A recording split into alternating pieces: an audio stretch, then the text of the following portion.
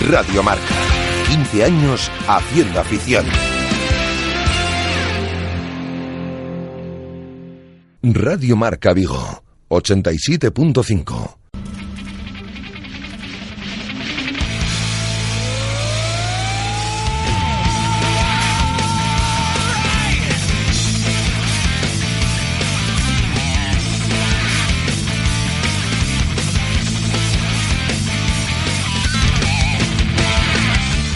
Muy buenas amigos y amigas de Radio Marca Vigo, os damos la bienvenida a Marca Player Vigo, un nuevo programa en el que hablaremos de ocio electrónico en todas sus vertientes. Yo soy Ramón Méndez, la voz que os acompañará durante la próxima media hora, y entre bastidores tenemos a Andrés Vidal, quien se encargará de los aspectos técnicos y quien ha conseguido que este programa sea posible. En el programa de hoy os traemos, como no, las noticias de actualidad más importantes de la industria del videojuego, un completo análisis de uno de los grandes juegos del momento, una entrevista exclusiva con uno de los guionistas más importantes de España y un repaso a las últimas novedades que están llegando a las tiendas. ¡Comenzamos!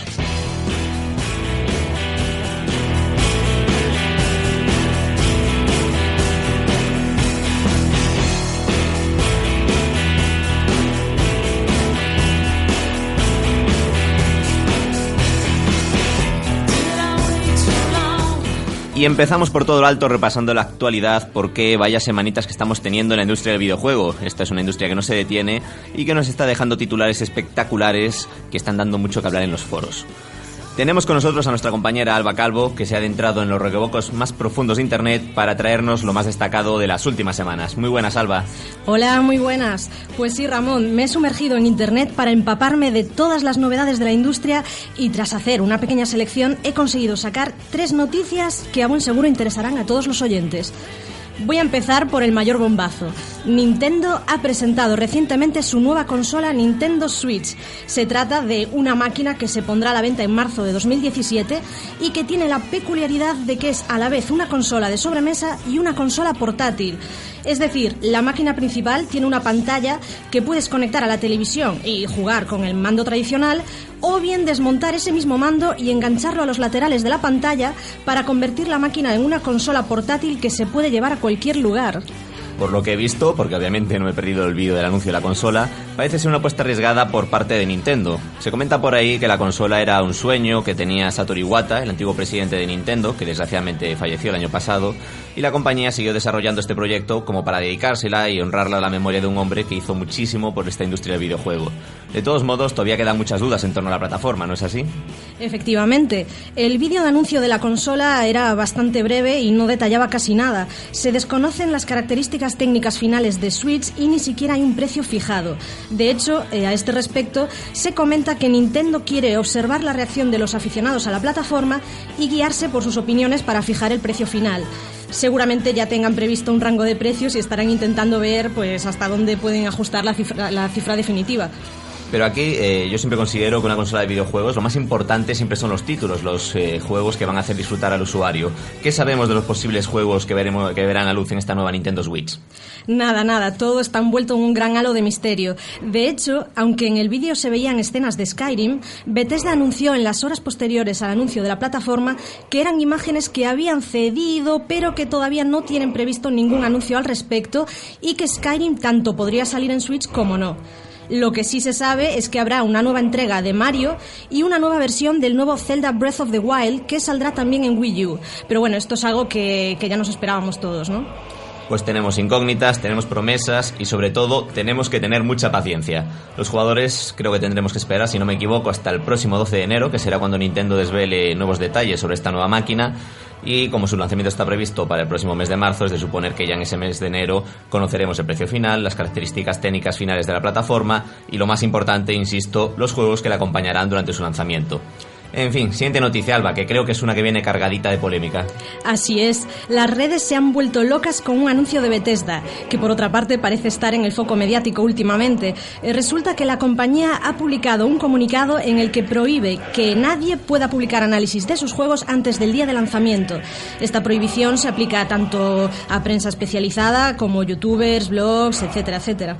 Supongo que aquí un poco la idea será evitar que una mala crítica antes del lanzamiento pueda lastrar las ventas del día de lanzamiento. En general, en la industria de videojuegos es bien sabido que el grueso de las ventas se producen durante los primeros días y para muchas empresas lo más importante son esas ventas iniciales. Les da un poco igual que luego el juego a lo largo de su vida útil durante los meses siguientes pueda vender millones, y hay muchos casos ridículos de empresas que dicen que un determinado juego fue un fracaso pese a que se sabe que han vendido 6-7 millones de copias, en gran medida debido a que esos días principales no funcionó tan bien como pronosticaban. Bueno, eso ya daría para otro debate, porque claro, ¿qué determina el éxito o el fracaso de un juego? Pero bueno, es comprensible que estas empresas grandes de juegos AAA, que invierten una cantidad de dinero y recursos tan brutal, tanto en el desarrollo como en marketing, quieran recuperar la inversión lo antes posible y, oye, todo lo que puedan arañar, pues mejor que mejor. Sin embargo, esta decisión ha levantado muchas ampollas entre los usuarios y los medios especializados han demostrado ya su descontento con la nueva política de Bethesda. Bueno, habrá que ver a dónde nos lleva todo esto. Y seguramente no tardemos en verlo, porque si no me equivoco, el primer juego que se verá afectado por esta nueva política de no enviar copias de prensa ni copias para análisis antes del día de lanzamiento se va a aplicar ya con el muy esperado Dishonored 2 que sale dentro de unos días. En fin, a ver cómo acaba todo esto, no tardaremos en saberlo, pero bueno, creo que nos guardas una última sorpresa para el final. Sí, efectivamente, para terminar, hoy traigo una noticia que tenía que meter porque soy muy aficionada a esta franquicia. Estoy hablando, como no, de Kingdom Hearts, que llegará al mercado en marzo de 2017. Parece que tenemos un inicio de 2017 bastante cargadito. Para PlayStation 4. La franquicia, que fusiona los universos de Disney y Final Fantasy, cuenta con millones de seguidores por todo el mundo que seguramente están encantados con esta noticia. Yo desde luego lo estoy. Hombre, no me digas que por fin tenemos una fecha para ese tan esperado y tan retrasado Kingdom Hearts 3. Uy, no, de Kingdom Hearts 3 todavía no hay noticias. Te hablo del nuevo Kingdom Hearts 1.5 más 2.5 HD Remix. Que menudo trabalenguas los títulos, ¿eh? Espera, ¿me estás diciendo acaso que estamos hablando de que se van a lanzar una remasterización de unos juegos de PlayStation 3 que a su vez ya eran una remasterización de los juegos originales de PlayStation 2, Nintendo DS y demás plataformas? Bueno, dicho así suena bastante enrevesado, pero así es y me parece una idea genial. Se trata de los 6 primeros juegos de la franquicia y así podremos tener toda la colección en una sola plataforma, puesto que también están anunciados para Play 4, Kingdom Hearts 2.8 y Kingdom Hearts 3. Este último saldrá también en Xbox One, aunque de momento se desconoce si este recopilatorio verá la luz también en la consola de Microsoft. Hombre, sí, desde ese punto de vista pues tiene razón, ¿no? Puede ser interesante tener en una misma plataforma la franquicia entera, y más si Kingdom Hearts 3 va a llegar a esa consola, porque bueno, habrá gente que quiera rejugarlos enteros, habrá gente que por coleccionismo quiera tenerlos todos con la misma caja, y habrá quien no ha descubierto todavía la franquicia, y esto es una buena estrategia de marketing para animar a la gente neófita en Kingdom Hearts a disfrutar del título desde el principio y animarse ya directamente con Kingdom Hearts 3. En cualquier caso, lo que no se puede negar es que estamos deseando poder disfrutar de volver a ver al Pato Donald haciendo de mago, y cualquier excusa es buena para regresar a ese mundo mágico. Muchas gracias por la noticia, Salva. Te dejamos que regreses a esos inframundos de la red de redes para encontrarnos más material para el próximo día. Claro que sí, tocará ponerse el mono de trabajo a ver qué encontramos. Y mientras tanto, nosotros pasamos al análisis de hoy. FIFA 17. EA Sports. It's in the game.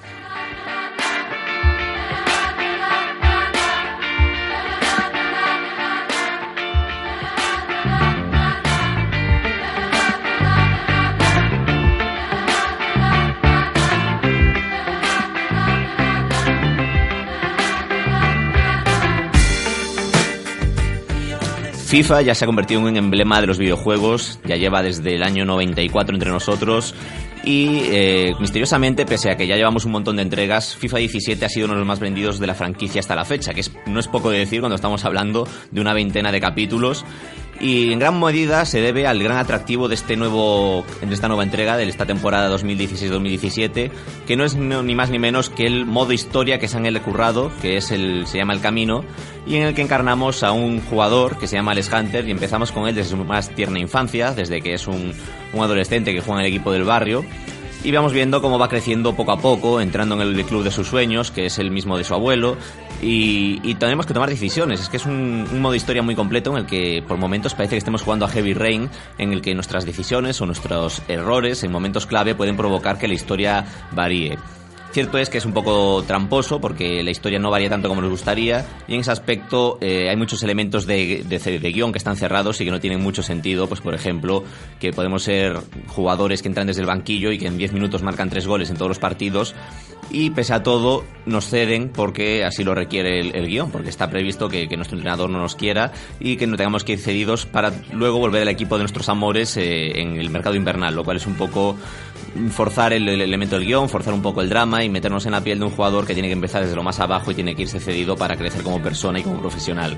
También es importante, según cómo lo hagamos, iremos ganando seguidores en Twitter. Esta característica es muy importante porque es muy interesante, ya que en todo momento estaremos viendo lo que las redes opinan de nosotros, estaremos viendo el feedback de los aficionados y también tenemos que pelearnos con ese puesto en el 11. De hecho, en todo momento veremos cuál es el 11 inicial, quiénes son los favoritos del entrenador, veremos quiénes son los suplentes y veremos quiénes forman parte del llamado segundo equipo, que son los que se quedan en la grada o los que directamente tienen que jugar con el filial. Y el modo historia, desgraciadamente, no es completo. Es decir, ahí Electronic Arts ha jugado un poco a la baza de las temporadas de series y nos queda con un cliffhanger, nos deja con el continuará para el año que viene. Esto es un poco una faena porque después de todo lo que hemos luchado, en concreto para llegar a la FA Cup, que es el sueño de nuestro abuelo ganarla, pues nos vemos un poco lastrados con tener que esperar al año que viene para seguir creciendo como jugadores y, por ejemplo, poder participar en competiciones europeas. Y a mayores de este modo historia están todos los modos habituales de FIFA. Está el modo exhibición, en el que podemos jugar con nuestros amigos tranquilamente. Están las temporadas online, en la que hay una liga virtual que tenemos 10 partidos por temporada y tenemos que conseguir un determinado número de puntos para ascender o para mantenernos. Está obviamente el clásico modo carrera, en el que crearemos a nuestro propio jugador y podremos jugar con él en el equipo que queramos y podremos ir creciendo también como jugadores y mejorando nuestras características, puesto que empezaremos igual que con Alex Hunter en una media de 60, 70 bajo y tendremos que ir creciendo hasta convertirnos en cracks mundiales. Y por supuesto no nos podemos olvidar tampoco del modo FIFA Ultimate Team, el llamado FUT, en el que montaremos el equipo a partir de las cartas que tengamos. Tendremos que comprar sobres de jugadores y conseguir montar un 11 dentro de lo mejor posible, dentro de las posibilidades que tengamos. Este modo es, un poco injusto, implica un poco recurrir a las microtransacciones, a comprar más sobres para intentar tener mejores jugadores, porque además las cartas que te tocan tienen fecha de caducidad porque se acaban los contratos, pero bueno, es un modo interesante que da también muchas horas de juego y en general si sumamos todos estos modos de juego y todas las posibilidades que tiene FIFA, estamos hablando de un producto que nos puede durar bien todo el año porque son muchísimas horas de juego. A nivel técnico, pues brutal como siempre, destaca sobre todo una banda sonora espectacular, algo a la que ya nos tiene mal acostumbrados Electronic Arts, que ya yo creo que el soundtrack de FIFA 98 se ha convertido en un emblema y el éxito que tuvo animó a Electronic Arts a seguir apostando por grupos de renombre mundial y en este caso pues es una de las bandas sonoras más completas y más interesantes de los últimos años en la franquicia. A nivel visual, una vez más, está todo maravillosamente recreado y da gusto, pues eso, ver cómo jugadores importantes están recreados con una fidelidad que mete miedo. Sin embargo, hay una pequeña crítica que le tenemos que hacer a Electronic Arts, es el hecho de que los equipos más pequeños estén un tanto olvidados. Y ahí tiramos para casa y usamos el ejemplo del Celta, porque las estadísticas del Celta, para ser un equipo que está en competiciones europeas ahora mismo y que estuvo el año pasado entre los mejores de la liga, tiene unas estadísticas un tanto bajas, que rondan los 70, 76, y sobre todo los jugadores, casi ninguno se parece a sí mismo. O sea, destaca sobre todo Yago Aspas, que sí que está calcado, pero seguramente se deba a su cesión de hace 2 años al Liverpool, que fue cuando crearon el modelo y desde entonces lo pueden estar reciclando. Y en el campo, pues el sistema de juego tan dinámico y divertido como siempre, aunque sí que se nota que puede ser un poco más exigente que otras entregas, sobre todo en defensa, porque ahí volvemos a tener una defensa táctica que se implementó en FIFA 12 y que no termina de funcionar de todo bien, o mejor dicho, sí funciona bien, pero requiere tanta práctica y tantas horas para llegar a dominarla que puede ser tanto frustrante para los jugadores neófitos que empiecen con esta entrega de la franquicia. No obstante, se puede desactivar y jugar con una defensa tradicional, pero aún así se nota que la defensa está un poco desajustada y la inteligencia artificial de los porteros, como suele ser habitual en los juegos de fútbol, todavía deja un poco que desear. En definitiva, este es un juego muy recomendado un año más para los amantes del fútbol, que aunque no sea la entrega más redonda de la franquicia, porque por ejemplo FIFA 10 posiblemente fuese el salto más marcado y que más satisfecho dejó a los usuarios y a la prensa, pero es una entrega que arriesga muchísimo añadiendo cosas y consigue resultar atractiva, especialmente destacando ese modo historia y sobre todo ese modo historia y esas innovaciones que se han introducido en FIFA 17 nos ofrecen una perspectiva de futuro prometedor en los próximos años para FIFA. Esperemos a ver cómo evoluciona esto.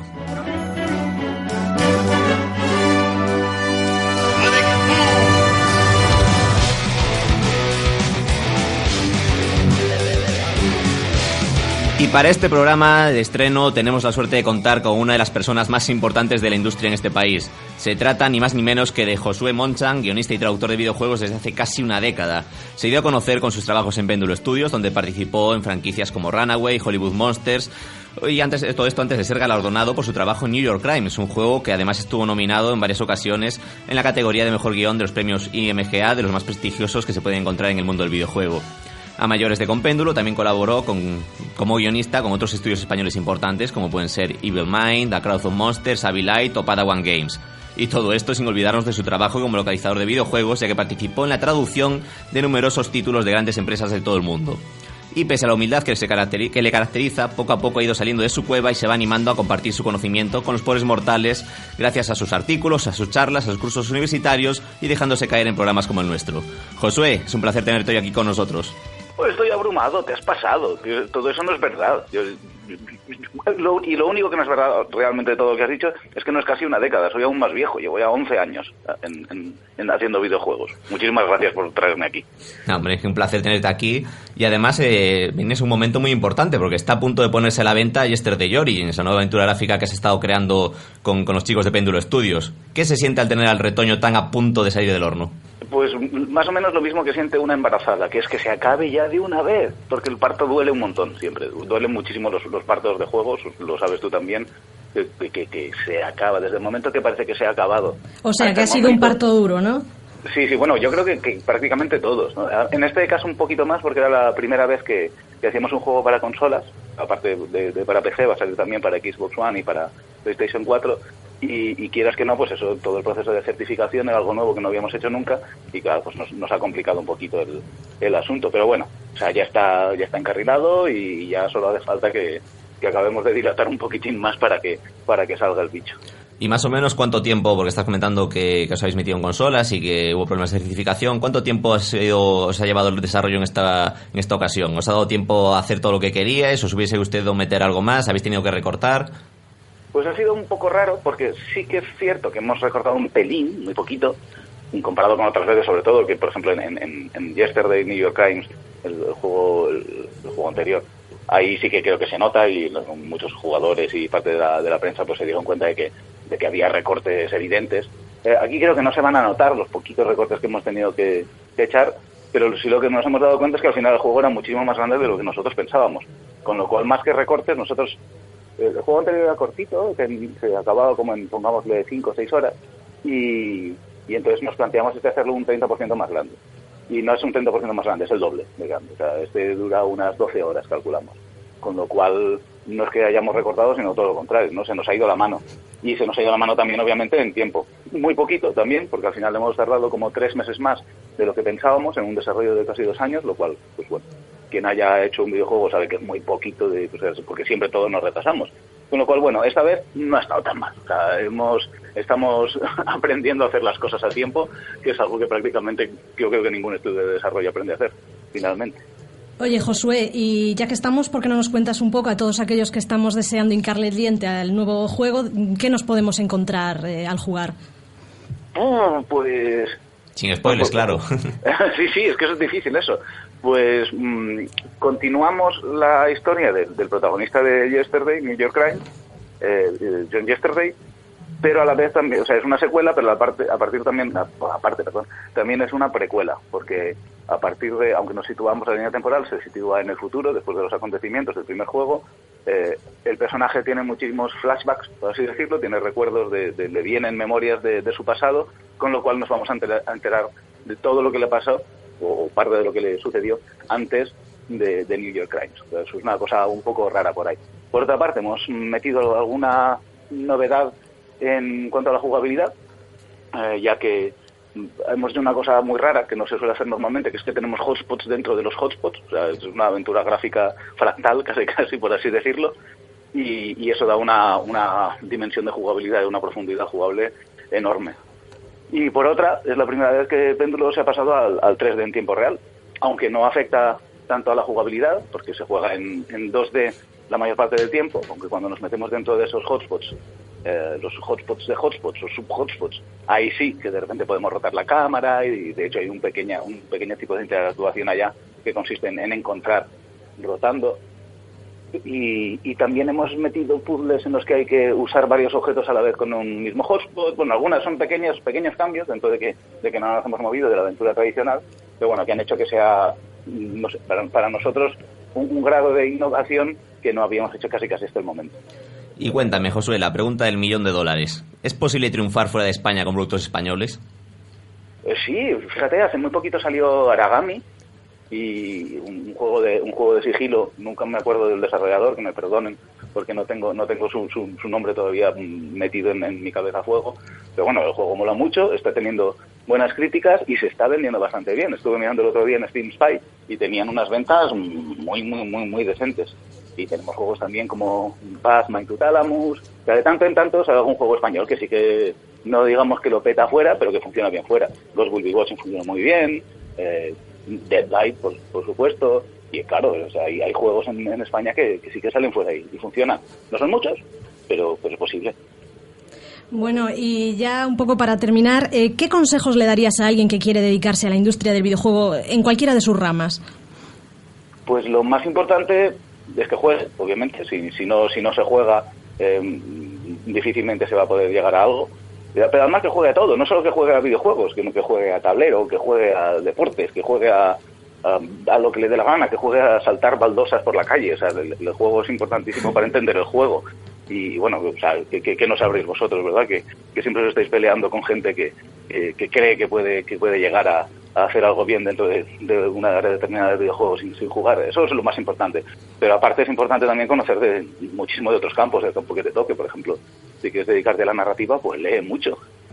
Y sobre todo también es hacer juegos. En estos momentos de hacer un juego lo puede hacer cualquiera. O sea, ya no hace falta. Pero con un poquito de tiempo ya se puede hacer un juego, porque hay muchísimos motores gráficos sencillísimos, todos un Construct, Game Maker, RPG Maker, hasta Scratch. Hay niños de 4 años haciendo videojuegos en estos momentos.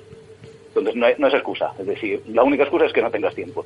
Pero si lo tienes, puedes, porque técnicamente ya es muy sencillo hacer un juego. Pues estoy totalmente de acuerdo contigo, Josué. Tenemos como 20 preguntas más que hacerte, pero por desgracia se nos va el tiempo. Así que nada, lo tenemos que dejar aquí por hoy. Muchas gracias por acompañarnos. Esperamos poder tenerte otro día más en el futuro. Y mucha suerte con el lanzamiento de Yesterday Origins, que como ya decía Alba antes, lo tenemos reservado desde hace meses y estamos deseando hincarle el diente. Pues muchísimas gracias a los dos. Que vaya muy bien. Muchas gracias por traerme y suerte con el programa. Venga, un abrazo. Hasta luego.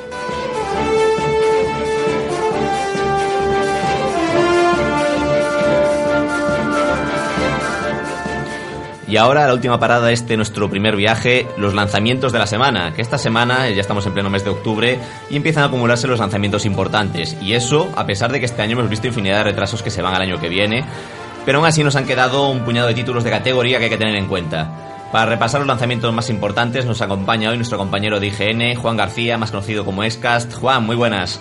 Hola, ¿qué tal? Bueno, que esta semana empieza por todo lo grande, ¿no? O sea, tenemos el lanzamiento ni más ni menos que de Dragon Ball Xenoverse 2. Sí, bueno, vuelve lo de meternos en la historia de Goku como no habíamos hecho antes. Esto de poder crear nuestro personaje y compartir con Goku, Vegeta y compañía aventuras, pues mola bastante, sí. Pero en cierto modo no crees que llega un poco pronto, porque ya se mete hasta con Dragon Ball Super, si no me equivoco, y en España todavía no hay forma legal de verla, y bueno, ya digo España teniendo en cuenta además que mucha gente la querrá ver en gallego, en catalán o en euskera incluso. Sí, no, llega pronto a todas luces. El anterior juego no salió hace demasiado y de hecho esta entrega es muy continuista en el sentido de que las mecánicas son casi las mismas, lo que cambia es un poco la ambientación, que ahora nos metemos un poco en Namek, pero como dices llega también a Dragon Ball Super e incluso a Dragon Ball GT, entonces se queda ahí un poco entre dos tierras, pero bueno, tiene buena pinta. Y otro de los grandes títulos que por lo visto lo vamos a poder disfrutar esta semana es, en cierto modo es un juego viejo, pero al que siempre da gusto volver a disfrutar. Skyrim, en versión remasterizada. ¿Qué opinamos de este juego? Hombre, es un juego de esos que si no has jugado, si no lo tienes que probarlo. Es una experiencia de fantasía medieval épica en un mundo abierto vivo como pocos y que además, a pesar de que salió hace, creo que fueron ya unos 5 añitos, se mantiene tan bien como pocos juegos. Además es la primera vez, por ejemplo, aunque sale en PC también, sale en Xbox One, Play 4 y en PC es la primera vez que en consolas vamos a poder disfrutar de los mods. En Play 4 están limitados estos mods a 900 megas, pero en Xbox One son 5 gigas. Entonces hay muchas posibilidades que hasta ahora solo habíamos visto en el mundo del PC y que van a permitir pues llevar un poquito más allá el Skyrim que todos conocemos y que jugamos hace un tiempo. En cierto modo se convierte posiblemente esta en la mejor oportunidad para disfrutar de Skyrim, ¿no? Sobre todo porque el juego original en el año 2011 estaba plagado de bugs y ahora ya es de suponer que ya estarán todos corregidos y se aplicarán todos los parches, además de los mods que comentabas. Sí, y además hay que añadirles los 3 DLCs que se lanzaron después del lanzamiento, ahora vienen incluidos, lo que hace que se vea mucho mejor. Eso es otra cosa, que se ve mucho mejor, se ve como los PCs de alta gama, incluso la versión PC se ve mejor. Es decir, la mejor oportunidad para jugar uno de los mejores juegos de los últimos tiempos. De hecho, creo que en la lista de los 100 mejores juegos de la historia de la revista Edge, la revista inglesa esta de gran prestigio, está entre los 5 primeros. No te sé decir ahora mismo el puesto, pero vamos, uno de los grandes seguro. Bien, y esta es una semana de lanzamientos que apelan un poco al espíritu friki, apelan un poco al aficionado, y además de los amantes del anime que tienen Dragon Ball, y además de los amantes del rol que tienen un clásico que, como bien dices, es un clásico temporal como es Skyrim. Los amantes de Final Fantasy tienen la oportunidad de disfrutar de World of Final Fantasy. ¿Qué es este juego exactamente? ¿Por qué World y no Final Fantasy XVII?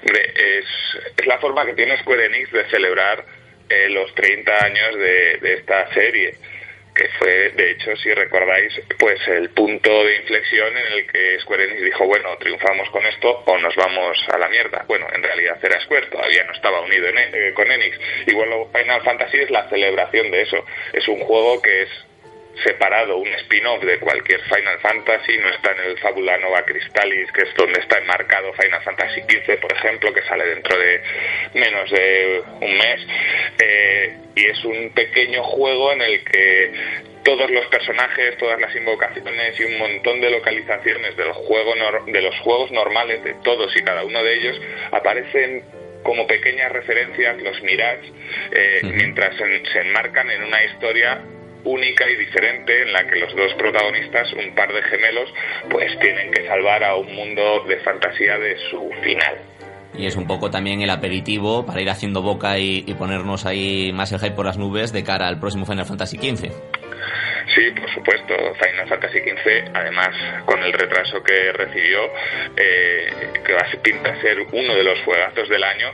Y este World of Final Fantasy es la forma perfecta de calentar motores, aunque eso sí, World of Final Fantasy solo sale en Play 4 y curiosamente en PC Vita, esa consola que todos dicen que está muerta, pero para mí nunca lo ha estado.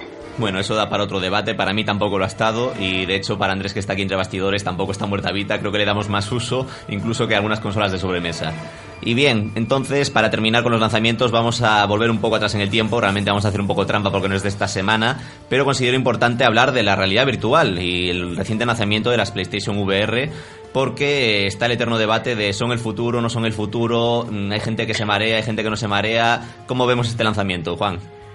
Hombre, la PlayStation VR ahora mismo es la realidad virtual más cerca del usuario. No hace falta gastarse tanto dinero para ello, pero creo que igual que pasa con Oculus o HTC Vive, todavía no es el futuro. O sea, inmediatamente no es algo que necesites tener. Sí, puede ser algo que necesitas probar, porque es una experiencia de inmersión simplemente alucinante. Vas a meterte en el videojuego como nunca antes, pero de momento no hay ningún juego que digas, ¡buah! Este es el definitivo y el que va a convencer a la gente. Tiene momentos, todo el mundo con el que he hablado, que ha probado PlayStation VR, por ejemplo, tiene un momento concreto en el que han dicho, ¡buah! Esto sí puede ser el futuro, pero está en ese momento de que puede serlo, pero todavía tiene que demostrarlo. A mí me ha encantado, por ejemplo, Batman, pero dura 1 hora. Me ha gustado Here the Light, pero ese juego marea en concreto muchísimo. Y eso es lo que pasa, todos los juegos tienen un sí, pero, y hasta que no llegue ese sí, pero sí, no hay una realidad virtual que de verdad sea el futuro. Sí, era un poco lo que te iba a decir, que realmente el futuro igual le queda un poco lejos, pero como primer acercamiento puede ser muy interesante, y yo creo que el hecho de que es un primer acercamiento se nota también en lo que comentas. Juegos más breves, juegos que son más de presentar lo que se puede hacer, que de verdad ofrecer una experiencia única, innovadora o algo realmente original. Igual un shooter completo, un Half-Life 2 entero, se le puede quedar un poco grande, ¿no? Sí, todavía... Pues los juegos tradicionales es como ocurrió con Kinect. Kinect no triunfó porque al final lo que se hizo fue intentar adaptar mecánicas de juego tradicionales a un aparato que no era en absoluto tradicional. Y es lo que va a pasar con esto si se crean juegos específicos para la realidad virtual, como por ejemplo el Batman VR, llevado un pasito más allá, va a ser algo que triunfe.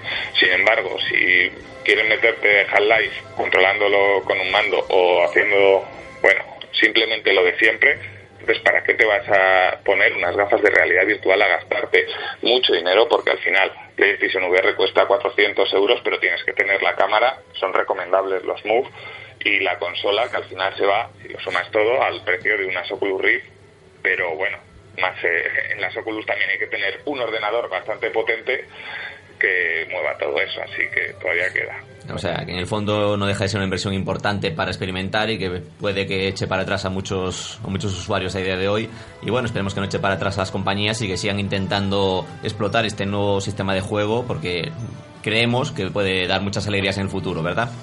Sí, es exactamente eso lo que yo pienso. A ver si hay suerte.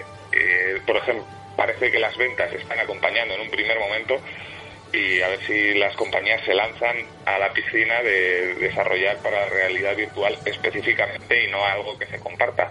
Quizás Resident Evil 7 sea la piedra de toque en el que, si finalmente es un juego bueno, sí que nos anime a lanzarnos a la realidad virtual, porque es una saga demasiado importante como para obviarla. Y de hecho ayer mismo lo estuvimos probando en el PlayStation Gate con la demo de la Gamescom, una vez más, pero con realidad virtual, y hay que decir que es que esos son el tipo de juegos que necesita la realidad virtual. Anda, que le tenemos pocas ganas por aquí a Resident Evil 7.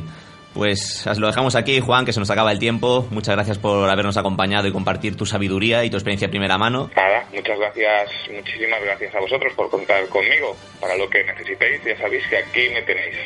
Seguramente volveremos a oírte por aquí. Y a vosotros, muchas gracias por acompañarnos en este primer programa. Esperamos que haya sido de vuestro agrado y esperamos volver a oírnos muy pronto, porque la industria del videojuego va a seguir adelante, va a haber muchas novedades y muchos juegos que comentar, y queremos estar aquí para contároslo. Muchísimas gracias y hasta la próxima.